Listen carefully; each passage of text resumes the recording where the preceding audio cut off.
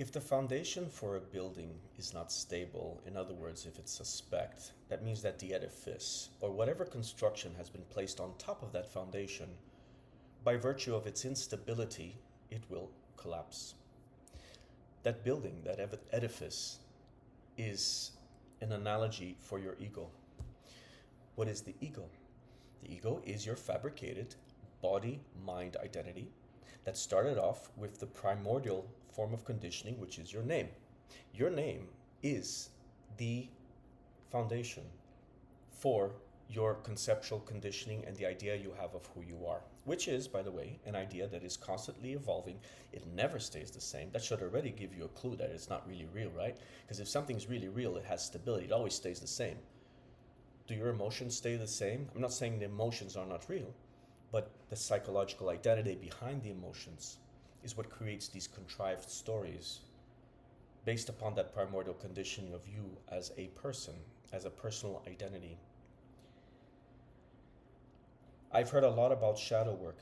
It has its uses, but also there's a word of caution, my friends. Because imagine that building being your fabricated identity, your whole life you've invested in this building, and it becoming bigger and bigger. Massive skyscraper now, let's say. But the foundation was always unstable. So no matter how much shadow work you do, so shadow work is akin to going inside a building and trying to fix it from inside. So the pipes are not working, things. So you keep fixing, you try to make the building, the structure more stable, taking more courses, building up your ego. But little do you know that that foundation is not stable because it fundamentally is not real. So what happens eventually? That's what happened to me. Many years ago, I was on my knees in complete psychological duress, distress. And sometimes I laugh that I'm still around here today. But it's a blessing, it's grace. And I'm so deeply and eternally thankful for that. And that's why I'm doing this video. That's why I'm doing this channel, because my mom also, just before she passed, just a few months ago, encouraged me to do this. So it's also her dying wish that I do this as well. So I hope because of that this really touches you, it helps you.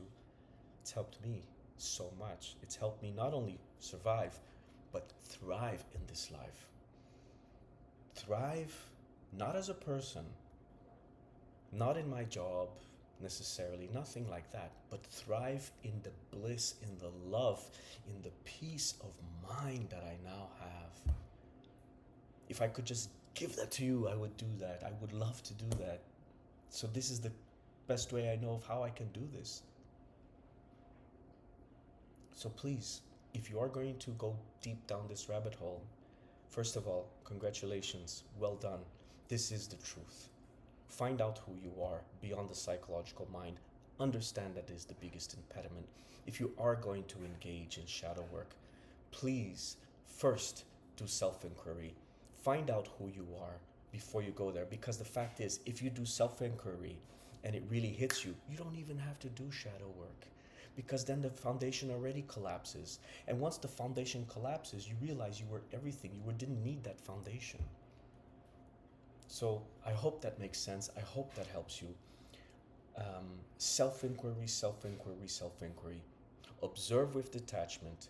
You cannot be what you observe. Understand that.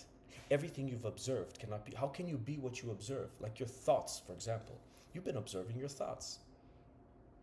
It's subtle, but the more you observe it with detachment, in other words, don't get involved in the stories, because they are just stories. And the more you see that, the more you are in the space of presence, of neutrality, of pure being, which is fundamentally what you are.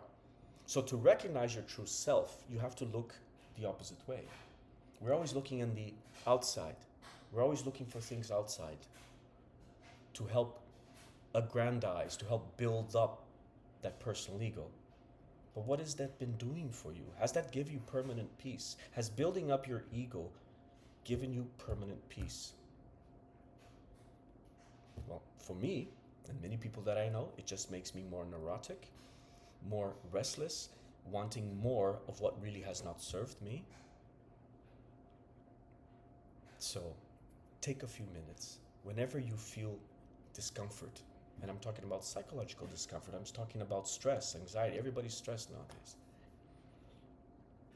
Take a minute and observe it with detachment. And if it gets too much, start self-inquiry. What is that? Ask yourself, who is suffering? Find out what the emotion is, and then find out who is suffering. Look for the one who is suffering. See if you can find an entity that is suffering. Do that. That is the quickest way to chop that foundation.